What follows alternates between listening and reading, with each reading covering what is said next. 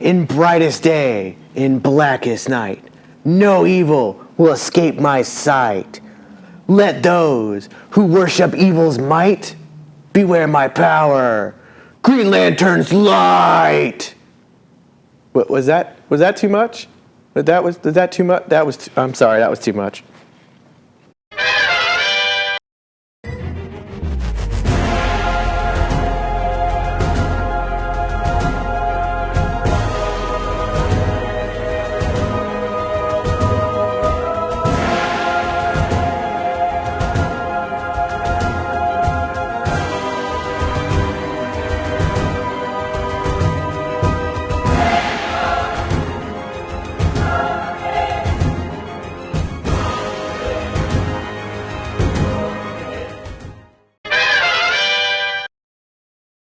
Welcome to Comic Book 101. This is issue 6 in brightest day. I am Superbeard Vince Hoover, and with me as always is... Jason Q. Perez. What's going on, man? It's going good, it's going good. We have a massive show today, completely skipping a monologue, not doing a monologue because we got too much to cover.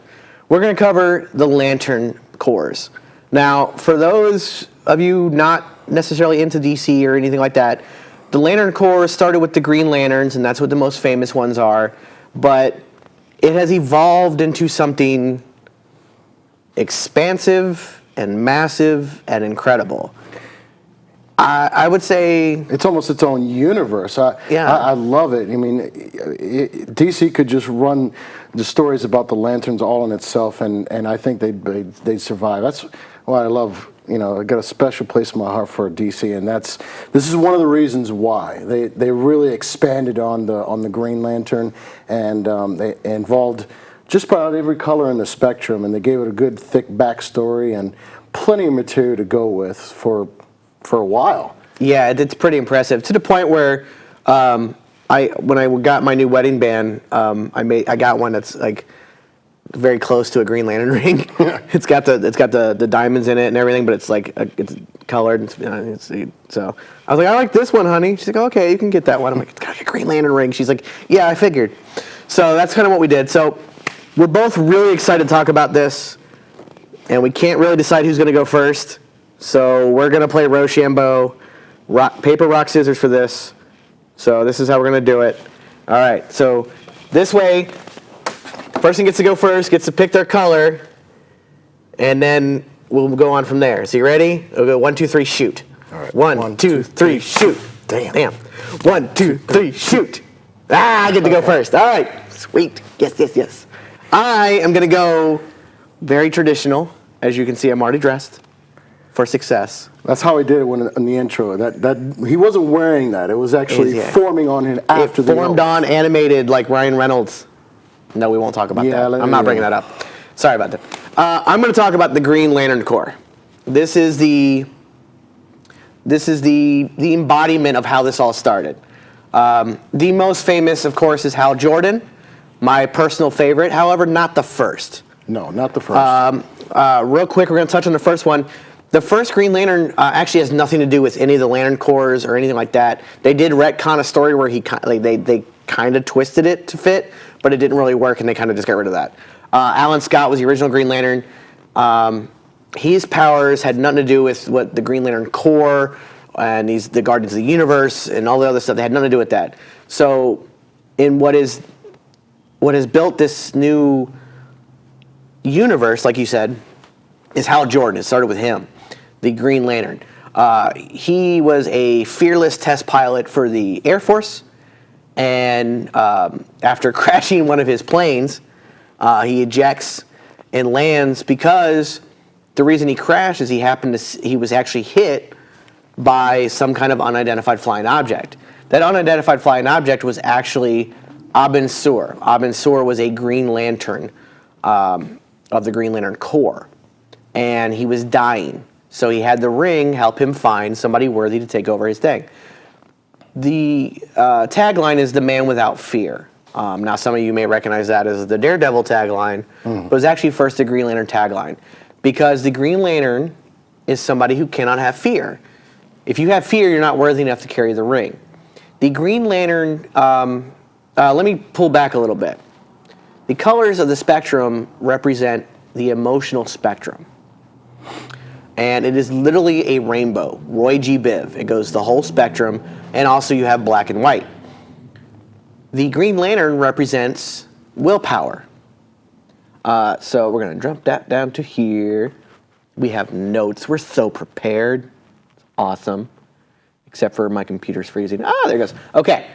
So the Green Lantern, all these, the emotional spectrum, it goes all the way back to the dawn of time. And actually billions of years before, and I don't know how you have billions of years before the dawn of time, because you can't measure time if time hasn't been dawned yet, but whatever. Oh, they could try. I mean, yeah, it's comic books. They can do whatever they want. So the embodiment of the willpower is a being known as Ion. And he is the Green Lantern of the spectrum. He's like a whale, isn't yeah, he? he's like a primitive whale or fish kind of looking. That can fly. I would say whale. Yeah. But like it flies and out in space and everything like that.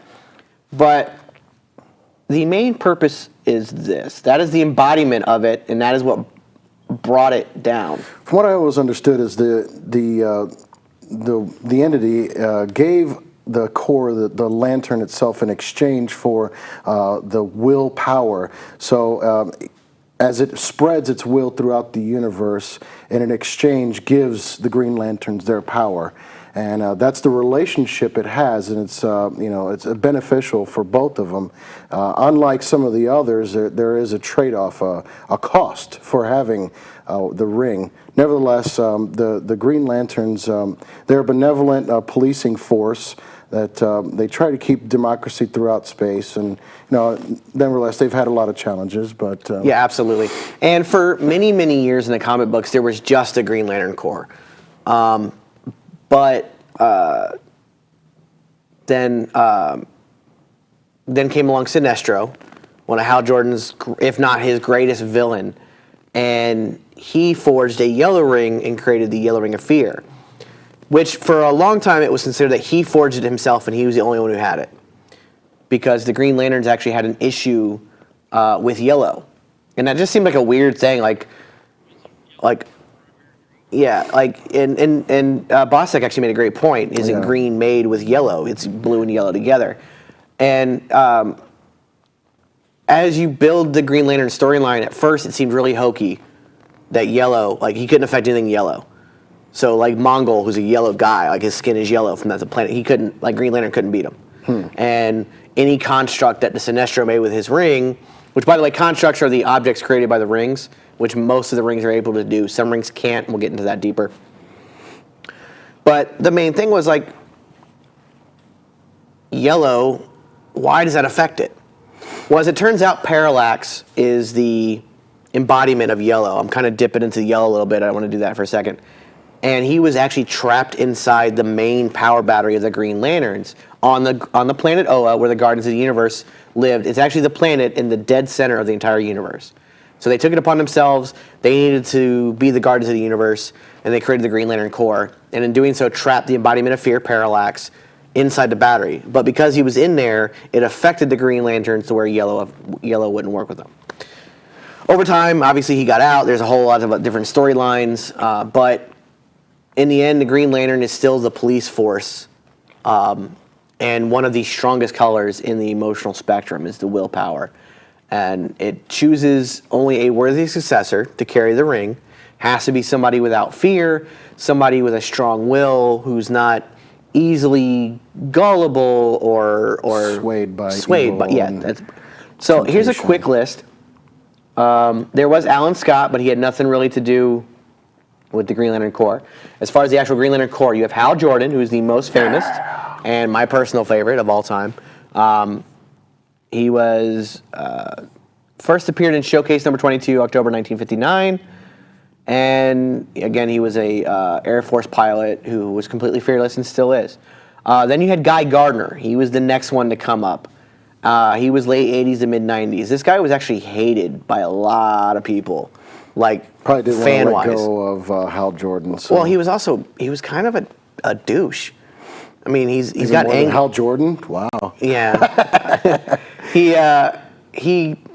had like major attitude problems and anger issues, and he flew off the handle, and he just didn't seem what would you would consider worthy. Right. But he was, and he to this day still has a green. He's not part of the Green Lantern Corps, but he has a ring. He has a power ring that he can use.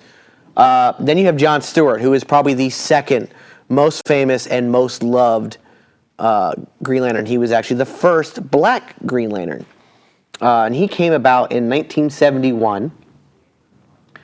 And it was a lot of people might be familiar with him in the from the animated Justice series. League animated series. Yeah, he was the one they used instead of Hal Jordan, which it's weird that they kind of got away from him in many of the things.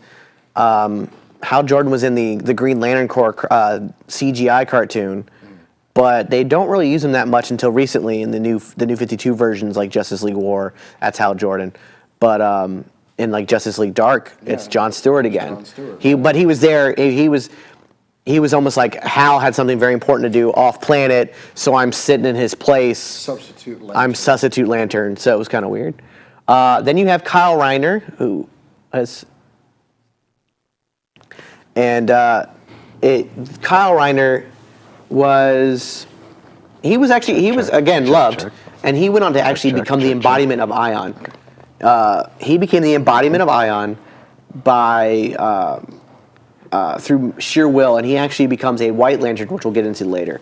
But Kyle Reiner was an artist who he was a comic book artist, which is kind of funny. He was, that's what he did, and he received a ring after the death of Hal Jordan, or well, not so much the death, when he went evil before his death. Hal Jordan did go evil. That actually ties into the Death of Superman storyline when Cyborg Superman literally blows up Coastal City and kills everybody that Hal Jordan loves. That's his city. And Hal loses it. Yes. If you saw the cover for this issue, although I did some modifications and added the other rings, Hal Jordan went nuts to where he kills a bunch of Green Lanterns to the point where he wipes out Oa. There it is right there. He wipes out the actual planet Oa, the main battery, releases Parallax, and becomes Parallax. Yes. And tries to wipe out existence as we know it. It got pretty bad. But that was a hard pill for a lot of people to swallow, seeing their favorite, guy turn evil like that. Yeah. So Jeff Johns, in all his wisdom, did a Green Lantern Rebirth storyline that brought back the original Hal Jordan, and it was one of the greatest comic book story arcs of all time. And it really brought back the character we all loved. And now that's what's leading DC in their whole new rebirth, is they're kind of following that same formula from a few years ago. And so it's pretty cool. Let me real quick knock out. There's also Simon Baz, which is a Cuban from Cuba. He was actually, I think it was meant to, it's kind of like bringing him a little more international flair, because there's always this whole whitewashing thing with DC, and I think it's stupid, but yeah. So he's weird because he still uses practical weapons. Yeah, I thought that was kind of strange, and almost you would figure that someone who's still using practical weapons besides their ring is not feeling confident enough in the ring, and therefore doesn't have the willpower exactly. Doesn't I would think so. Qualify for the ring Now, in the first place. I saw it explained one time where he was worried about. He had an issue where he ran out of power, because they do have to be charged. The rings have to be charged through the lantern, which is where they get their names. The power batteries look like lanterns. But so he was like, well, I'm going to use guns since I'm not using the weapons. It's almost like, it felt very like Spawn. Spawn had the chains and the cape and all that mystical, but the more he used that power, the more his soul got sucked towards hell. So he went back to using guns most of the time. So it kind of felt like it was just like a Green Lantern version of Spawn. And it felt really cheesy. Then there's Spawn. Jessica Cruz. Jessica Cruz is also currently one of the Green Lanterns. At the moment in the new rebirth, it's Hal Jordan, John Stewart, Simon Baz, and Jessica Cruz. Not to mention the rest of the aliens that are, because there's there's a ton of Green Lanterns, because they think how vast the universe is. The whole universe has been split up in 3,600 sectors. There's on average of 2 lanterns per sector, minus the Earth sector, which needs more. Yeah, well, it's because more everything happens here. babysitters. There's a lot of activity in the Earth sector. Does it actually give me a breakdown here? So, yeah, and looks like this character, she's an Arab American. So we're going to go to break real quick, and we'll be back with all the other rings. So what color are you going to go with? I think I'm going to go with the red. Everyone is starting to love the red. Yeah, red is actually one of the most popular right now. So when we come back, we're going red.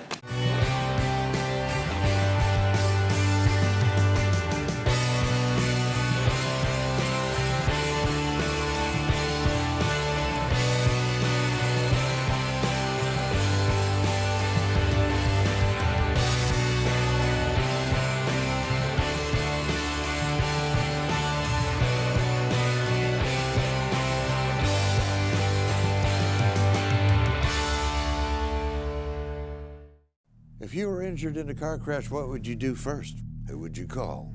You claim to be injured, yet you spoke to and saw an attorney before you saw a doctor. Is that true? Yes. Lawyers on TV tell you to call them first. You can, but should you?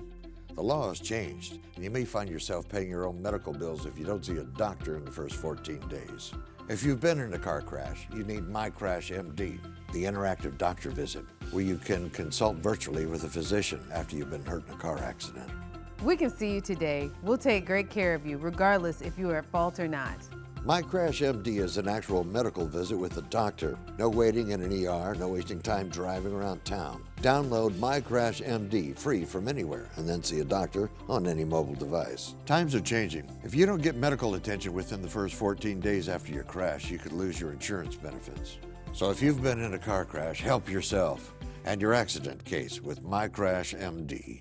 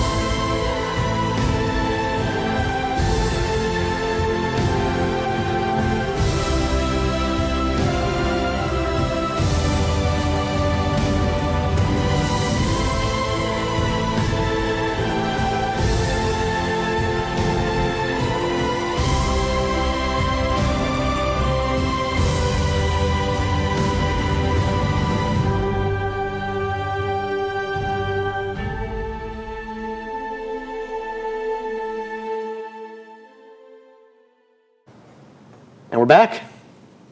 Oh, look it, that's so awesome. That is pretty sweet. I like it, even though I'm the one who made it. All right, so we're gonna go through real quick before he jumps in on the red. We want to show you, first of all, this great artist rendition by Q himself, which I'm like super like.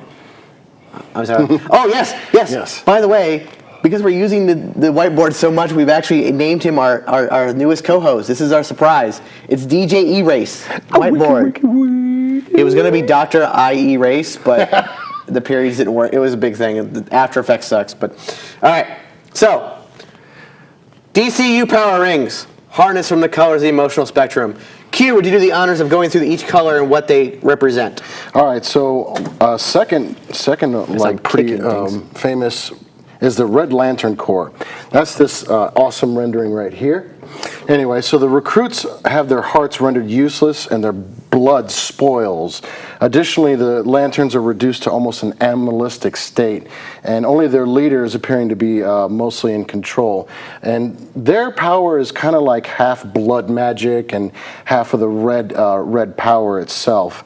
And their oath is, with blood and rage of crimson red, ripped from a corpse so freshly dead. Together, our hellish hate, we will burn you all. That is your fate. Next is the orange. This is the weirdest one. I love this one so much because it is so weird. Okay, so Orange is manned by a single alien. His name is Agent Orange, or Larfleeze. He has the ability to steal, and it's based on greed. He has the ability to steal identities of those he's killed, and after these individuals have died, he can project them through his orange constructs and use them as his own personal core, adding to his numbers. And let's see, the only other really maybe memorable character. Some have had a ring that he has given out, which was a shock all in itself. Looks like Lex Luthor had this ring momentarily. And that's I can see him being worthy enough to be greedy enough for that. Yeah. I love the Oath. Yeah, the Oath. And by the way, go out and get the New 52 Agent Orange Christmas Special comic book. It is it's just a single shot comic book, but it's so funny and it's so good and it's worth buying. Go find it in any comic book store. I'm sure they have it. If not, they'll order it for you. but go ahead with the oath. Okay, what is mine, and mine, and mine, and mine, and mine, not yours. Seriously, That's the oath. I didn't make that That's up. awesome. That is it. There's actually a second oath I found out, and I think this is the one that Lex Luthor did. I'm going to grab it real quick. Stay here. Look at the board. It's pretty.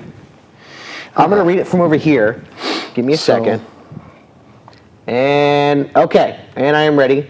Now, another way of calling this is called avarice. Right. That's the fancy way of saying greed. This power is mine, this is my light, be it in the bright of day or in the black of night. I lay claim to all that falls within my sight, to take what I want, that is my right. All right, going back. I love that one. But the best thing I can explain this is, it's Gollum and Precious. Yes, That is the pretty much. best way I can describe it. That is, because he literally, he holds his battery and everything, it's just so very much, crazy. All Gollum-esque. right. So the next one is actually one of my personal favorites, just because I like it on the villainous side of the Green Lanterns, is the yellow. It's Fear. Now, Parallax, like I said, was the embodiment of, each one of these has an embodiment that became the source of how they came about. Parallax was this. Sinestro, when he was stripped of his Green Lantern ring, Right, that's right. He became was a the former. Yellow Lantern, and then ended up opening up the Sinestro Corps, which is the Yellow Lantern Corps. So go ahead and jump into that. Okay, so the Sinestro Corps, is, like you said, was started, well, I don't know if exactly started is the right word for it, but so the members are selected for their skill in intimidation and terror, and one particular hero comes to mind who would be really good at that. Batman was actually given a ring, a yellow ring, but it was taken back from him. Because of conflicting He's a hero, even though he's Fear. But you know who the best person was that got it? Scarecrow. Dude. Yes, how fitting. That's how fitting. Yeah, looking at him, everybody, pretty much everyone who reads the stories was like, yes, thank you. Yeah, it's pretty awesome. It's got somebody, Superboy Prime, who was at the basis of the Infinity Crisis storyline. He got one. Anti-Monitor. Yeah. No. Yes. Anti-Monitor got a yellow ring. He was at the basis of the Crisis of Infinity Earths. So a whole lot of Infinity Crisis crap. And Crisis. These guys, Crisis, Fear, Crisis. Okay, let's move on. All right. So I'm going to jump down here to Love. Love started, again, with a single character, just like Fear did, where Fear was just Sinestro created his own yellow ring. Love started with Star Sapphire and Carol Ferris. Carol Ferris was the on and off girlfriend for Hal Jordan, and she sort of was seen as an antagonist. Well, she was mostly a villain. Also, she did have some heroic times, and she did help out. She was mostly actually his antagonist because Love overtook her. When she got the Star Sapphire, it was uncontrollable, and it overtook her. So she was enraged with Love, and then he wasn't returning the same amount of love. It enraged her more. When it became an actual core, they found a way to harness the Star Sapphire powers through rings, thus being able to control them, and now they spread love throughout the universe, and they fight for love. And go ahead and hit them with the oath. Okay, so for hearts long lost and full of fright, for those alone in blackest night, accept our ring and join our fight. Love conquers all with violet light. Did we do the yellow? Yeah, we did the yellow. Okay. We skipped over green because we Well, we already did that one, and so, I very graciously did this in the teaser. I mean, I didn't go overboard, did I? Yes, I did. Okay. So as it looks like there's only females within this Oh, core. yes, that is also true. But from what I did read, there was a brief moment where I think it was Jon Stewart had the ring, and Was that or Indigo? I'm not really sure. It might have been Indigo. I think he was Indigo. Because I think it is only females on this. You know what? Let me go to my notes. So I'll keep going here, and so they are able to teleport themselves to the person that they love. And they can also detect love if whether it is in jeopardy. They can locate it and create a connection between the two that are embattled hearts and use it as a tether. Okay, so this is pretty interesting. Bostek, if you could jump over to my camera real quick, I'd appreciate it, because this is a kind of an interesting list of people on the violets. Here, check this out. So there have been males that have held the violet rings, the star sapphire rings. One of them was Guy Gardner. So Guy Gardner, he was the third male. Oh, he was the third male to belong to the Corps. Where are the other ones? It doesn't list them for some reason. Guy used Carl Ferris' star sapphire ring along with a red lantern ring. So he mixed rage and love during the War of the Green Lanterns in order to remove Parallax from the central power battery. He was the first male shown to wield the ring. He's the third male to belong. He was the first one out of 3. Wonder Woman also did, by the way. Wonder Woman, which I can see, you can absolutely see that. Yeah. Superman Prime. Superman Prime. He was actually wearing the black ring at the time. He was brought back to life with the black ring, which we will get into. And it turned him into a star sapphire. So that was interesting. And I'm trying to find out who the third male. Oh, here it is. Abraham Point. He actually didn't hold the ring, but he was made a host for Predator. Now, I find it weird that the embodiment of love is named Predator, because each one of these have a name, like Parallax is fear, Ion is the willpower, so on and so forth. And it's so weird that Predator was the name of the embodiment of love. Love is coming for you. It feels almost like, almost like To Catch a Predator. Like, kind of, it's just kind of creepy. So, but he was actually, so he was the second male ever to have it.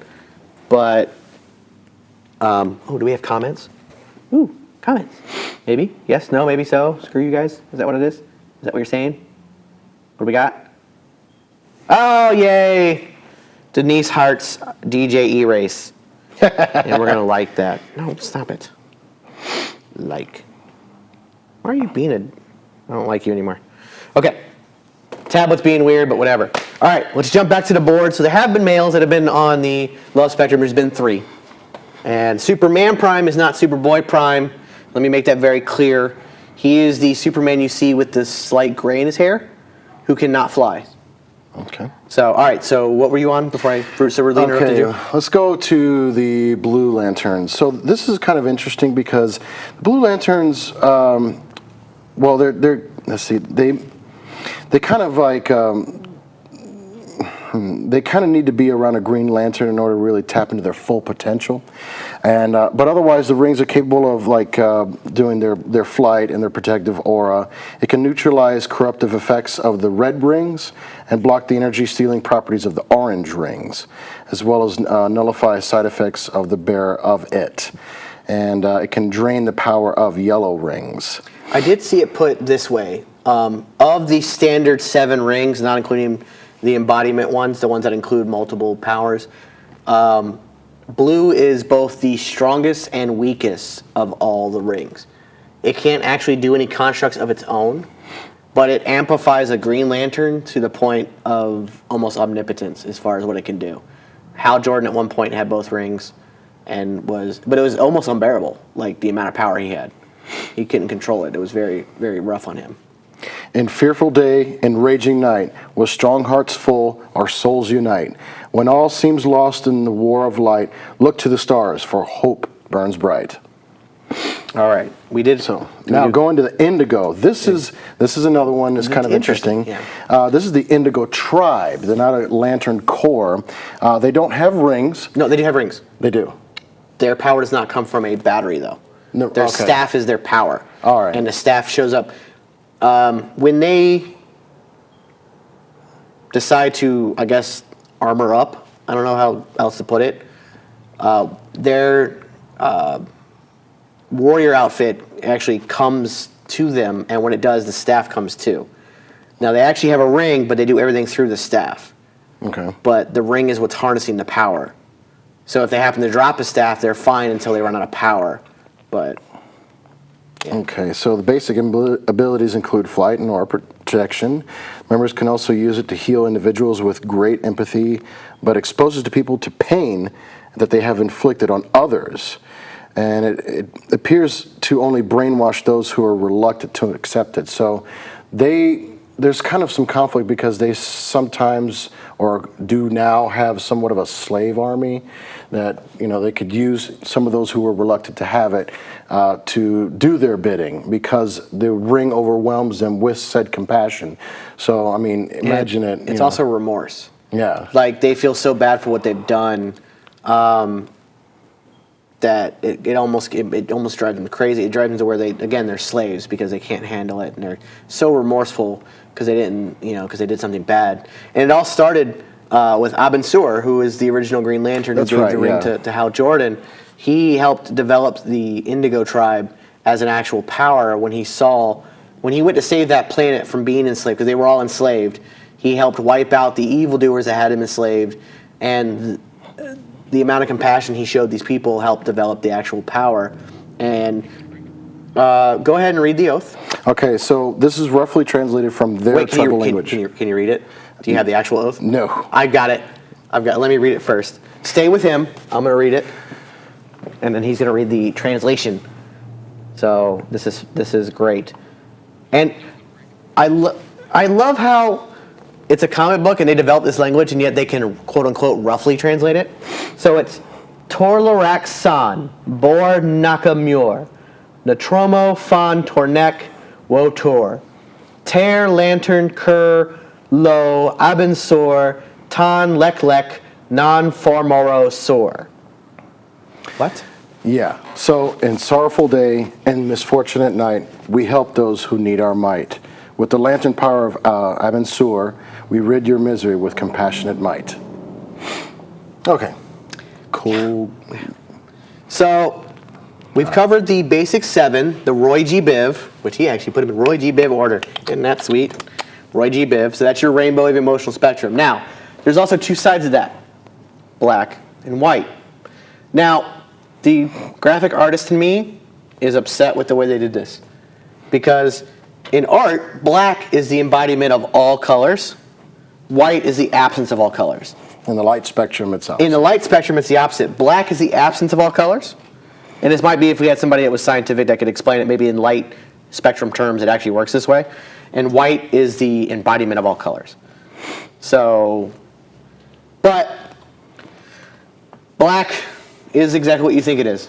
Death. Death. Death, death, death, death. And it created one of the greatest stories of all time, the Blackest Night storyline, which saw so many heroes resurrected as evil zombies with Black Lantern rings, which was freaking awesome. And it also gave us the white, which is life. So, yeah, the white looks like it was the answer to the Blackest Night, and yes, you would think it would be completely, solely good and 100% all good, but the white ring itself, it kind of had its own plan and agenda, and it wasn't necessarily all good either. The Black Lantern was. It's led by Necron, and it uses, from what I found, I don't know if this is 100% true, it uses the Anti-Monitor as a physical power source. But nevertheless, there's really no power in the ring itself. It just resurrects the dead, and they just eat. They consume the living. Yeah, it's a weird, like there's not a battery. No, there's it literally just sucks on, like you said, the Anti-Monitor. And that's why anybody who has the power of Dove can't be hurt by it, and they can actually wipe it out. Hawk and Dove. Now I'm going to go way back to the 80s here with the Crisis of Infinite Earths. Back when DC realized that they had so many writers and there was so many versions of the same characters, they had to create this multiverse thing, and then that multiverse fell apart, so they created the Crisis of Infinite Earths and brought it back to one Earth. Right.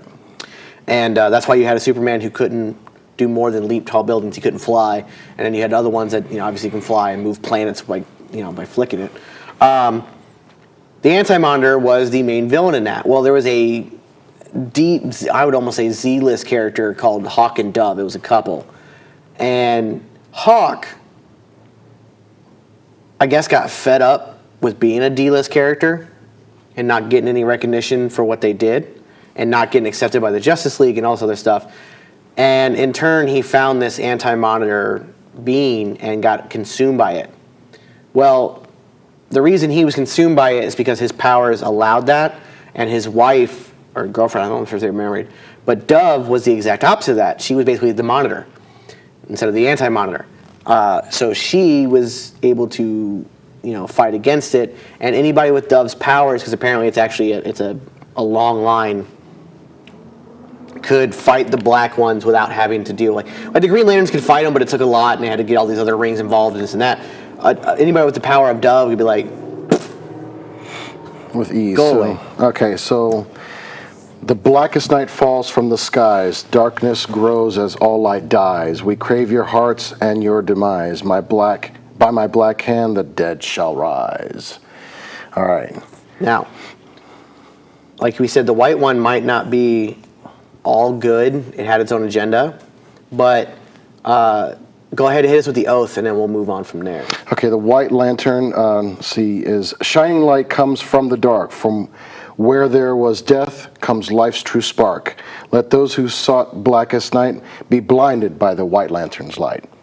This led to, it goes from, the story right after the Blackest Night storyline was called The Brightest Day.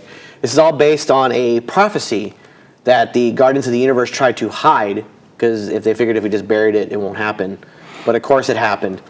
And all these different embodiments came out, and this is how we actually developed this entire core and the emotional spectrum. And what gives this great power is the fact that it's based on emotion. Anybody that's get hit with, they get a red ring, it's all outrage. Some notable red ring people versus Atrocitus, who is the leader of it and the guy who developed it. Supergirl. Yes. And Guy Gardner. Yes. Two of the most famous there. Agent Orange is the only one. Sinestro, we've already known as Superboy Prime, Anti-Monitor, Cyborg Superman, also got a yellow ring. Green Lantern, we went over those. Blue, Flash, Barry Allen.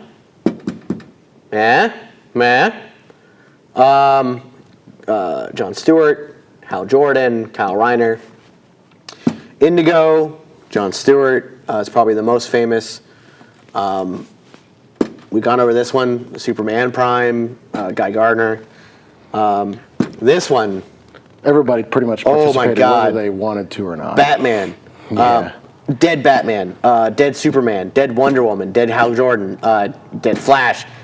Just killed them all off and then Hawkman, resurrected them. Hawk Girl. Just Martian Manhunter. everybody, everybody. On the White Lantern side, It was just Kyle Rayner. Kyle Renner. So He sort of, let's see, he created the White Lantern light. against his will, by the way. Yeah, that was sort of like, the Guardians created it, forcing him to wear all the rings at once, and he had already given up on being a Green Lantern as it was, because he was Ion for a while. He was actually the embodiment of the Green Lantern entity, and then when it left him, he was depressed and he gave it up. But the fact that he could hold Ion inside him and not perish, the Guardians saw him as this is the guy who needs to be the White Lantern. So they made him wear all the rings, and they made him actually develop into the White Lantern against his will, which is crazy considering that all these have to work with people who are chosen. And I'm going to say that again. All these only work with people who are chosen. Not everybody can wear these rings. This is a very important fact, and we're going to get to this a little bit later. You have to be chosen to be a Green Lantern. You have to be chosen to be a yellow one.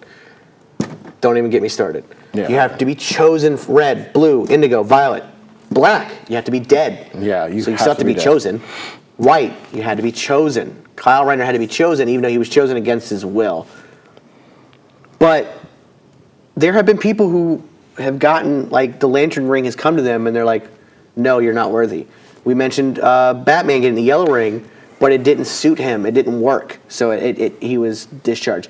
Certain people have been temporarily bestowed with powers, and then once the battle that they were needed for is over, they're immediately stripped of this power.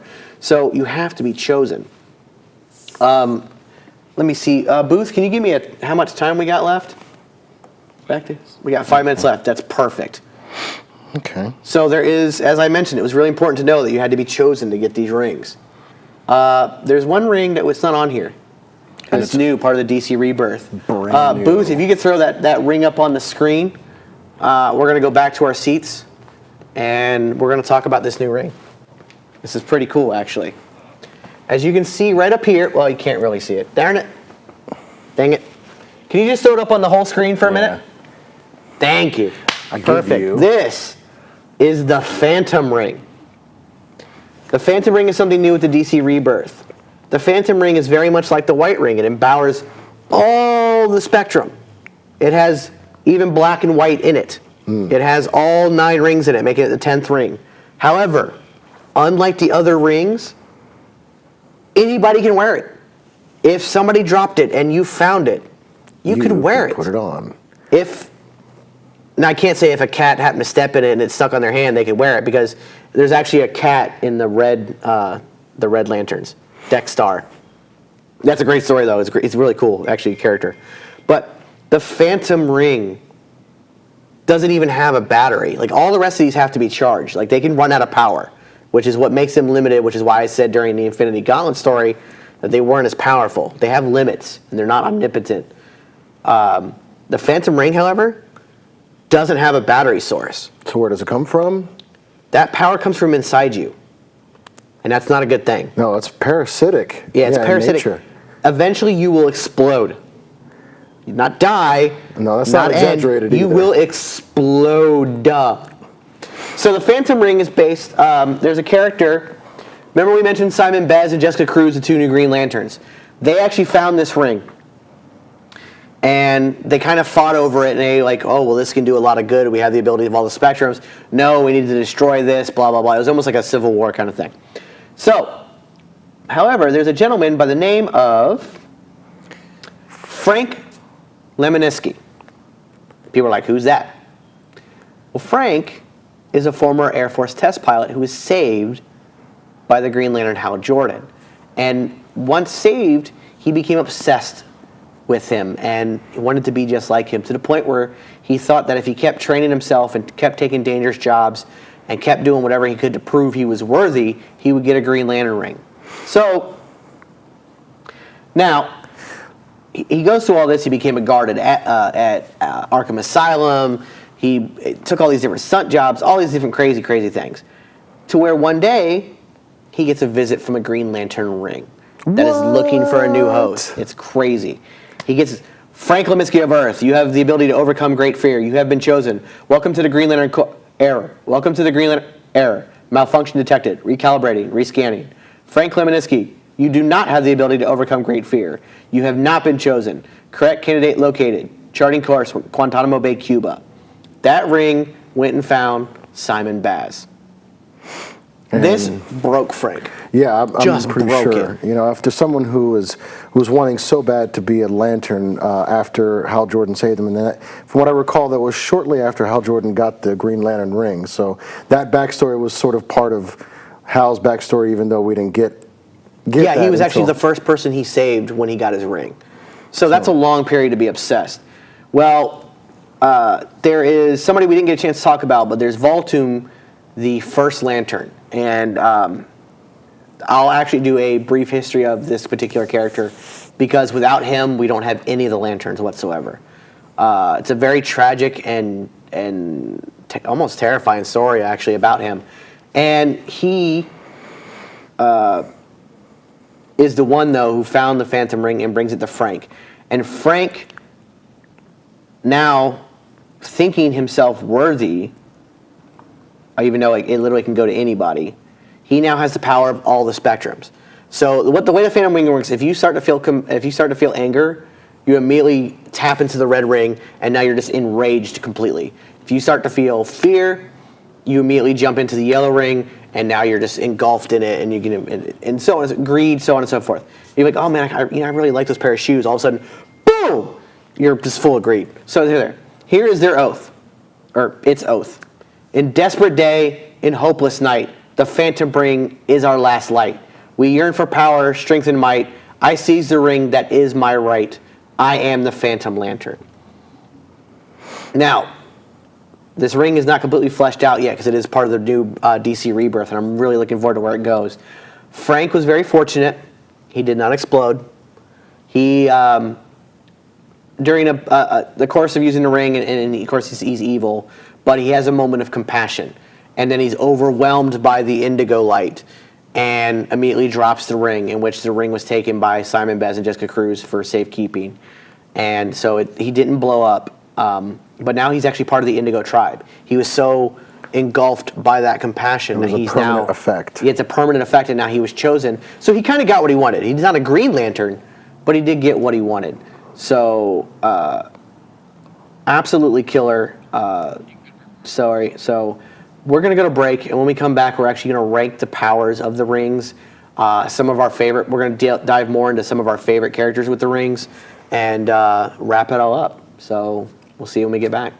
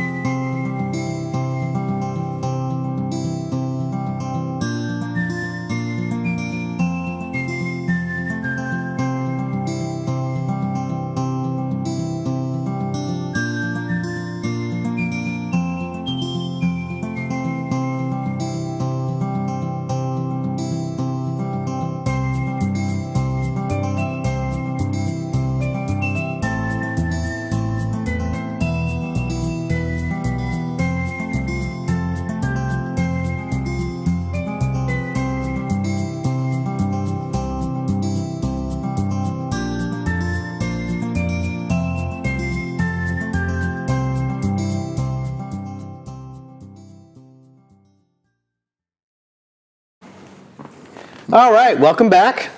I hope you guys are enjoying this episode so far as we cover the Lantern cores. We're going to talk a little bit now about the embodiments of these, like what is the basis behind each core, like where the powers come from. So let's start with the Red Lantern, which is the embodiment of rage, and that is the Butcher. He's like kind of like a demonic bull. Yeah. He was actually created after the very first murder that ever happened in the universe, in the DC universe. So the Butcher came into life after the very first murder that ever happened.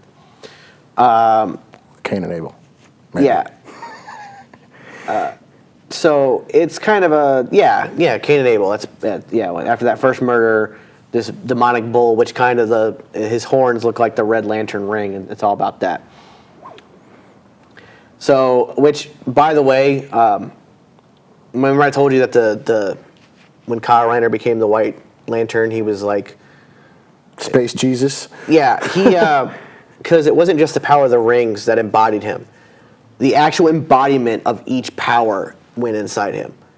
So the Butcher and everyone else we're about to talk about. So the embodiment of greed, this is the orange entity. He is Ophidian. I do not know if I'm pronouncing that right, and I do not care. Ophidian is the embodiment of greed, the orange light of the emotional spectrum. This entity represents a large serpent with the orange lantern insignia on its head. It was actually, it was the first creature to ever eat what it did not need. Right, yeah, once that happened, it was spawned out of that unnecessary move on itself, or at least a move that was made by the living, and nevertheless it was then manifested and became greed, or what was the other word, fancy word for it? Artis? Yeah, Artis, yeah. Artis, something like that. So that's pretty interesting. About as interesting as Agent Orange himself. Yeah. So we've talked about this before, the embodiment of fear, Parallax. Now, Parallax is actually an interesting character in a comic book sense because originally, Parallax was nothing more than the name that Hal Jordan took when he went evil. When he lost his mind and started taking over the Green Lantern Corps and all that, he took the name Parallax. They later fleshed it out to where it was actually the entire entity of fear. And he is an insect-like creature. If anybody saw I can't believe I'm bringing this up. The Ryan Reynolds Green Lantern movie. The big yellow bean at the end of that was Parallax. But Parallax was originally imprisoned inside the main Green Lantern battery on the planet Oa at the center of the universe and guarded by the Guardians of the Universe. But Parallax was actually born, he's one of the earliest embodiments. He was born at the actual beginning of sentience, that's the word, sentience. So as soon as we became sentient, fear existed. So he was one of the earliest to appear. Yeah, when Hal Jordan became Parallax, or the other way around, I'm not sure which, he did look pretty creepy, kind of like reminded me of Baraka from Mortal Kombat. And he just had like no lips at all and just nothing but teeth. And it was just on a rampage to do. Yeah, it was pretty radical. Yeah, it's pretty radical. I would say that. It's a good word. Well done, Sedekins. Appreciate that. So let's go to willpower. Ion. He was the embodiment of it, who was born when life first moved on its own accord. So while we were sentient, fear existed, but when we moved on our own accord, willpower existed. And that was, fear was first, but willpower is a very close second. We were afraid to move, but then we moved. So we'd use the willpower to move. And again, he's a large, primitive whale-looking creature, which I don't understand that, in all honesty. I don't get it, but whatever. Maybe they were watching Star Trek IV, The Quest for Life. Yeah, that's maybe, I don't know.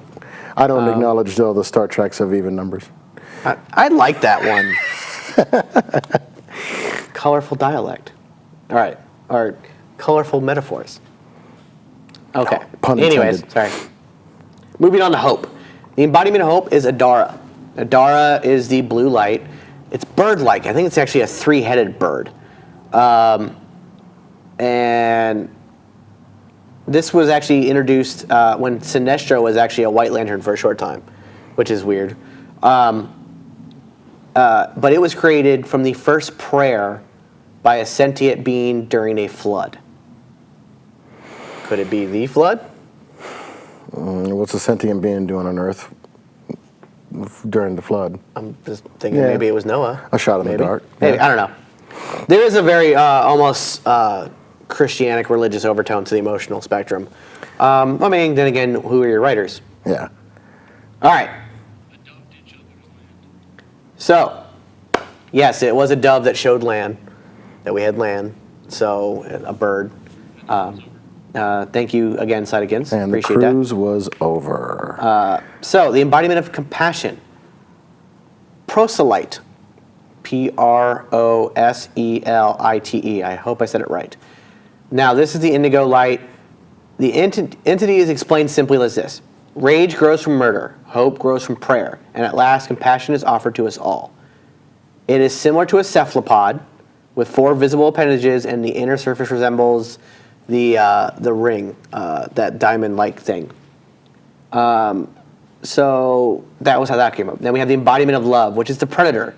Which again, this name was weird. Strange. Because of course I think predator, I immediately think, Yeah. I think of the the movie, but it's a weird thing.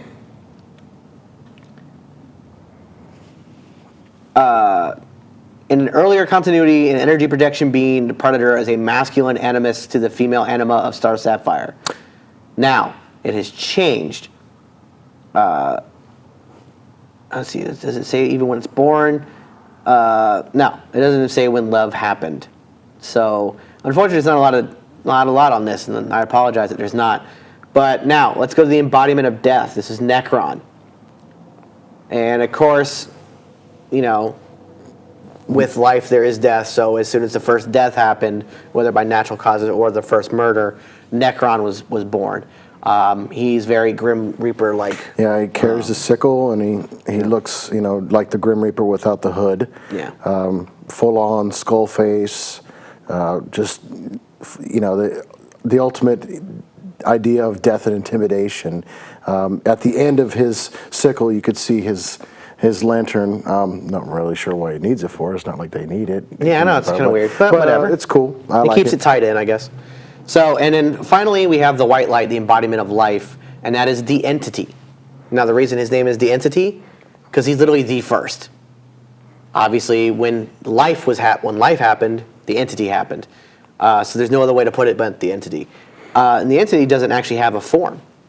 It's energy in and of itself. So it's pretty cool. From what I was understood, it was a source of life, and that gave our universe life, and it is the source that had the agenda after the Blackest Night to correct a lot of things that a lot of people didn't. That were not seen exactly as favorable in everyone's eyes. But yeah. So it's pretty cool. So as you can see, this has been a very extended, and we still only really scratched the surface. Yeah. There's so much more we could have covered, but we've only got an hour. I mean, we skipped a monologue and everything. We skipped a commercial break. I mean, we did everything. As it is, I'm pushing the end of it now. So if you have any questions, please hit us up. Next week's going to be awesome. We have a fantastic interview with Craig Sofer, the founder of Comics and Hobbies, who we did a small interview with on Nerd Talk. We're going to do a full hour with him because his story is just absolutely fascinating. And if you have any part in the comic book world, you're going to want to hear what this guy has to say. So we're looking forward to that. I'm Super Beard Vince Hoover. Jason Q. Perez. God bless. Thanks for tuning in. We'll see you next week.